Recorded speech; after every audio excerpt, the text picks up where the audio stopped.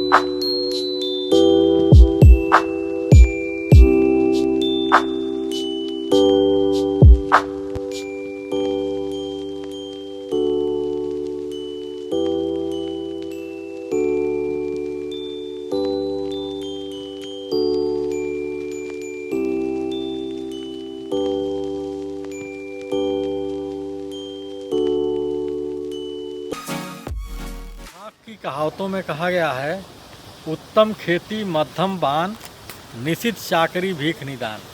यानी खेती जो है अपने आप में एक बहुत उत्तम व्यवसाय है। और उत्तम व्यवसाय इस लिहाज से है कि आदमी स्वतंत्र रहता है, किसी के अंडर में काम नहीं करता।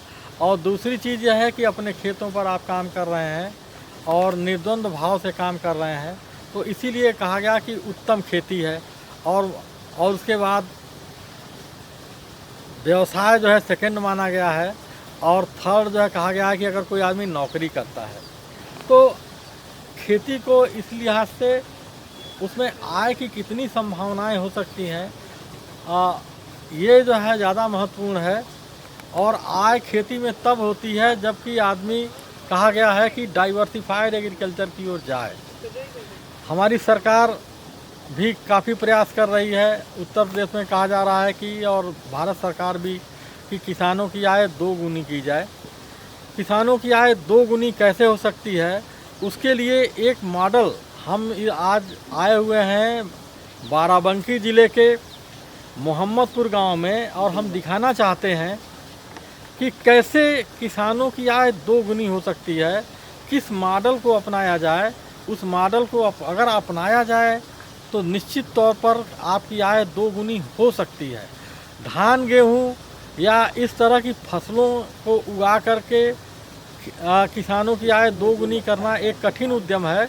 लेकिन डाइवर्सिफाइड एग्रीकल्चर को अपना करके, डाइवर्सिफाइड एग्रीकल्चर को करते हुए उसमें क्या क्या किन किन चीज़ों को जोड़ा जाए। जो पहली चीज़ तो यह है कि वो ऐसी चीज़ों को जोड़ा जाए जिसमें कि जिनकी मार्केट में मांग हो, और उसके आधार पर अगर हम खेती को करते हैं तो निश्चित तौर पर हमारी खेती लाभकारी होगी। और आइए हम देखते हैं इस मॉडल को, जो बाराबंकी से आगे देवा लगभग 14 किलोमीटर और वहाँ से 5 किलोमीटर की दूरी पर ये मोहम्मदपुर गांव है। देवा से फतेहपुर रोड पर 5 किलोमीटर की दूरी पर मोहम्मदपुर गांव में हम हैं। गया प्रसाद जी के खेत पर हैं, और आपको हम दिखाना चाहते हैं कि कौन सा उन्होंने फसल चक्र अपनाया हुआ है, जिस फसल चक्र से लगभग वह 25 से 30 लाख रुपए पर एनम प्रति वर्ष उनकी इनकम हो रही है। इससे भी ज़्यादा हो रही है और आगे और भी ज़्यादा होने की संभावनाएं हैं। आइए हम उनको खेत पर ले चलते हैं और गया प्रसाद जी से आपकी मुलाकात कराते हैं, और उनकी जुबानी ही हम चाहते हैं कि वही बताएं कि क्या क्या किन किन तकनीकी को और किन किन विधियों को अपना करके और किस किस चीज़ की वो खेती कर रहे हैं, जिससे उनकी खेती इतनी लाभकारी हो रही है। गया प्रसाद जी, आपका बहुत बहुत स्वागत है हमारे इस चैनल में। अपने दर्शकों को हम याद दिला दें कि हम आपको कृषि की उन्नत तकनीकी संबंधी बहुत सारी ऐसी ही जानकारी देना चाहते हैं, तो हमारे चैनल को कृपया लाइक और सब्सक्राइब करें और इसको ज़्यादा से ज़्यादा शेयर करें ताकि इससे और भी लोग लाभ उठा सकें। तो गया प्रसाद जी, बताइए कि पहले तो हमें आप ये बताएं कि कितना क्षेत्रफल आपके पास है, ज़मीन कितनी है, और जिसमें कि आप एक खेती कर रहे हैं, और कौन कौन से आपने विधियां अपनाई हैं कि किन किन चीज़ों की खेती करके आप उत्पादन का कार्य कर रहे हैं। जी नमस्कार, मैं गया प्रसाद मौर्य, ग्राम पोस्ट मोहम्मद बिशनपुर, जिला बाराबंकी से। जी जी जी मैं भी एक किसान हूँ। मेरे परंपरागत मेरे माता पिता बाबा जी जो वही धान गेहूँ आलू की खेती करते थे। जी जी जी। तो उसके बाद फिर मैंने जो है हाँ। गुलाब के फूलों की खेती से शुरुआत की थी। अच्छा है। तो ये कब किया था आपने? ये तो हमारा 2000 एक ही दो में हमने स्टार्ट किया था। अच्छा, 2001-2 में आपने गुलाब के की खेती करनी शुरू जी की। जी तो हमने 2.5 एकड़ हेक्टेयर तक गुलाब की खेती की। जी। उसके बाद फिर जो है बीच में हमने ग्लाइडोलस अच्छा। और असनाज सतावर जी और अपना अभी भी हमारे पास लगा है तो उसकी खेती की, लेकिन उतना फ़ायदा नहीं मिल पा रहा था जितने की अपने को आवश्यकता। जी जी।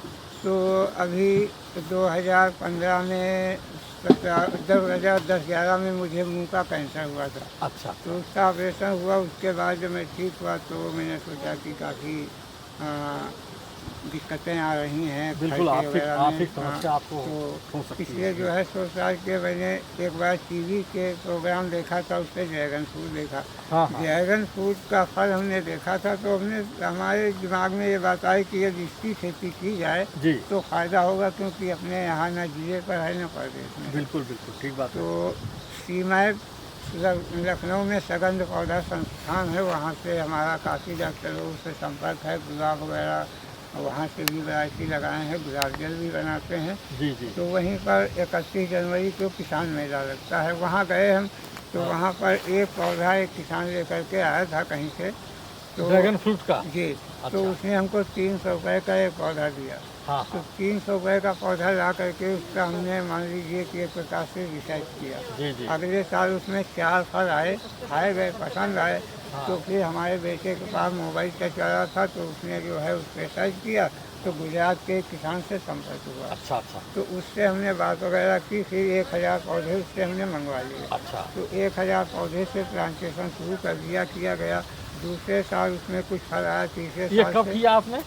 ये वही मान लीजिए 17-18 में। 2017-18 में आपने किया। हाँ। जी। फिर तीसरे साल हमको आधा एकड़ से वही 20 से 25 क्विंटल फल मिला। अच्छा। उसके बाद फिर 1 एकड़ हो गया तो उसमें से फिर पिछले साल हमको 2021 में 1 एकड़ से 60 से 65 क्विंटल फल मिला। अच्छा अच्छा।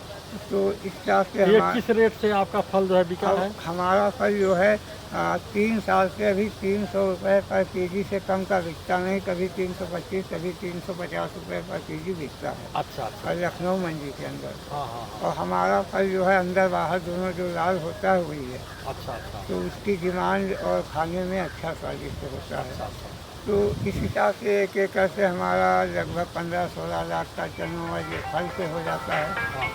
लगभग जो है 18 लाख रुपए का आपका 60-65 का हुआ तो मान लीजिए 60 के हिसाब से। हाँ और 300 का जोड़ लिया जाए तो खेती का 18 लाख रुपए लगभग जो है हो जाता है। आपके हुए। और इसमें लागत कितनी आई? लागत देखिए, सबसे पहले तो है लागत अधिक आती है। हाँ हाँ। 1 एकड़ में लगभग 4 लाख की लागत आती है। अच्छा। और उसके बाद तो मिनिमम खर्चा हर साल उसके रख रखाव में रहता है, और ज़्यादा अधिक नहीं रहता है। अच्छा, खाद पानी इसमें देते होंगे? अब खाद पानी देखिए, आप जैविक में करेंगे तो आपको गोबर की खाद, जीवामृत, घन जीवामृत वगैरह देना तो पड़ेगा। आप जैविक कर रहे हैं? हाँ, जैविक और हमारा मिक्स में है। थोड़ा एरिया जैविक का है, बाकी उतना पेस्टिसाइड अच्छा। संबंधित है जिसमें खाद वगैरह देते हैं। अच्छा, वैसे उर्वरक भी दे रहे हैं आप और जैविक खाद भी दे रहे हैं? जी हाँ। ठीक है, ओके। और इसमें कोई पेस्टिसाइड वाला विशेष सिस्टम है नहीं, क्योंकि इसमें ना कोई कीड़ा लगता है ना कोई खास बीमारी है। ड्रैगन फ्रूट में कोई बीमारी और कीड़ा बीमारी नहीं लगता बस है? एक बीमारी फंगस आती है, फंगस आती है। बस। उसके अलावा कोई कीटनाशक वगैरह का स्प्रे इस पे होता नहीं है। जी जी जी। इसलिए कोई विशेष खर्चा इसमें और अधिक नहीं है। अच्छा, मतलब ये 2.5 से 3 लाख रुपए जो है ऑन एवरेज 1 एकड़ पे आता है खर्चा? बस बहुत ज़्यादा इतना आएगा नहीं। अच्छा, शुरुआत में आप पौधा जो खरीदने का जो है उसका कीमत ज़्यादा, इनिशियल जो है ज़्यादा कास्ट हाँ, है? इसमें देखिए जैसे ये RCC का पूरा खंभा लगता है 60 फीट का। हाँ, उसके बाद इसके ऊपर एक चकरी अच्छा, लगती है। हाँ, हम जानना चाहेंगे कि कैसे इसको लगाते हैं, जो है इसको हमें ये हमारे दर्शकों को बताएं आप कि कैसे इसको लगाते हैं। देखिए ये आरसीसी का पिलर है, अच्छा, खंभा है। ये कितना फीट लंबा है? ये 7 फीट का होता है, जो कि नीचे 5 फीट ऊपर। ऐसी इसकी मोटाई चौड़ाई कितनी है? मोटाई 4 बाई 5। 4 by 5 inch. जी तो 4 फीट 5 फीट लंबा है, 4 फीट चौड़ा है। जी। और इसमें देखिए कांटा जो है अभी इसमें है कांटा भी कांटे है। सब बहुत होता है। कांटे होते हैं, नागफनी हाँ, उसी उसी फैमिली का है ये। कैक्टस फैमिली का ही है ये, नागफनी फैमिली का ही पौधा है। तो इसमें कांटे भी होते हैं, देखिए यहाँ पे कांटे हैं और इसी में से ये फल निकलता है। तो ये पिलर्स पे ये खड़ा होता है, चढ़ता इसी है। के सहारे जो है चलता है। उसके बाद ये चक्री टाइप में लगाएंगे, आप आरसीसी की लगाएं या ये टायर रख लें। अगर टायर का आपने रखा हुआ है, ये चक्री टाइप जाके उस पर रख के फैलना। बस नीचे को रखेगा, बस इसके जो है जैसे ये दिखाई दे रहा है, ये दिखाई दे रहा है, इस तरफ फैला हुआ है। ये देखिए इस तरह जो तार लगाया इन्होंने और ये जो है वहाँ फैल गया है। अब फैल करके इसमें जो है तो ये कब लगाते हैं इसको? देखिए इसका कुछ समय छोड़ करके, जैसे कि अब दिसंबर जनवरी में प्लांटेशन नहीं होता है। अच्छा। उसके बाद बहुत जो मई जून में भीतर गर्मी होती है तब दिक्कत है, लगाने में नहीं लग सकता, बारिश में नहीं लग सकता, बाकी आप कभी लगा सकते हैं। यानी कि आप अक्टूबर नवंबर में प्लांटेशन करें या फिर 15 फरवरी के बाद 15 अप्रैल तक ये प्लांटेशन करें, जो ज़्यादा अच्छा समय है। 15 फरवरी से 15 अप्रैल तक जी। और इधर जो है अक्टूबर नवंबर, जी यानी जब टेम्परेचर जो है वो माइल्ड होता है हाँ, ज़्यादा उस समय। और उसके बाद जो है उधर भी जब टेम्परेचर बहुत ज़्यादा ना बढ़ा हो तो उस समय करते हैं। यानी सर्दी बरसात तो हो रही है तो भी नहीं कर सकते, और बहुत टेम्परेचर कम हो या बहुत टेम्परेचर हाई हो उस समय नहीं कर सकते हैं। इसके अलावा हर सीजन में इसकी टेम्परेचर जब डाउन हो तो उसमें बुआई कर सकते हैं। तो कितने दिन में फल आ जाते हैं इससे? वैसे फल इसमें स्टार्ट तो हो जाता है 1 साल बाद आना, हाँ, और उसके बाद प्रोडक्शन इसका अच्छा से देखें तो 3 साल पर। 3 साल के बाद जब 3 साल का ये हो जाता है हाँ, तो उसके बाद जो है इसमें फलत आनी शुरू हो जाती है। नहीं काफ़ी फल आता, प्रोडक्शन बढ़िया होने लगता। वैसे तो आने लगता है 1 ही साल के बाद। अच्छा, तो ये बताइए जो एक पौधा है इसमें साल भर में कितने फल आ जाएंगे? इसमें 12 से 15 केजी हर साल, ये एक बार लगेगा फिर 25 साल तक चलेगा। अच्छा, 1 साल लगाने के बाद 25 साल तक आएगा और इसमें 12 से 15 फल जो है किलो यानी कि 1 किलो में कितने फल आ जाते हैं? देखिए इसका फल का एवरेज होता है 200 ग्राम से लेकर 800 ग्राम तक। अच्छा, तो एवरेज आपके यहाँ कितने फल हो जाते हैं, कितने ग्राम के? हमारे में 200 से लेकर 800 ग्राम तक निकलता है। यानी कि औसत मान लिया जाए 1 किलो में 2 से 3 400 ग्राम तक एवरेज रहेगा। 2 से 3 जो है फल मान लिए जाए हाँ, कि 1 किलो में आपके आ जाते हैं। तो बढ़िया है। इसमें लगभग इसका मतलब है कि 30 से 35 फल जो है एक पौधे में आ जाते हैं। ज़्यादा होता है, ज़्यादा 40 फल 12-15 किलो होते, 15 से 45, 50, 60 फल, 50-60 फल आ जाते हैं। इससे भी अधिक आ जाता है। बहुत अच्छा है, बहुत बढ़िया है। तो किसान भाइयों आपने देखा और दर्शकों आपने भी देखा कि आप अगर एक पेड़ भी अपने घर पे लगा लेते हैं तो निश्चित तौर पर आपको 40-50 फल आपको मिल सकते हैं। एक अपने घर पे भी आप लगा लें, आप छत पे भी लगा सकते हैं और लगा करके आप अपने लिए फल का उत्पादन कर सकते हैं। और व्यावसायिक रूप से उत्पादन के लिए अगर आप खेतों में करते हैं तो निश्चित तौर पर ये एक लाभकारी फसल है और इससे एक अच्छी इनकम प्राप्त की जा सकती है। तो गया प्रसाद जी का जो अनुभव है, दरअसल खेती को लाभप्रद बनाने के लिए ज़रूरी है कि हम अपने दृष्टिकोण को बदलें। हम उस चीज़ की खेती का उत्पादन करें जिससे कि हमको आय, जिसको हमें आय प्राप्त, उत्पादन नहीं बल्कि हमें आमदनी प्राप्त हो, ऐसी खेती करने की आवश्यकता है। तो आपका बहुत बहुत धन्यवाद गया प्रसाद जी। और हम चलते हैं, देखते हैं कि आपने अपने खेत पर और कौन कौन सी चीज़ें की।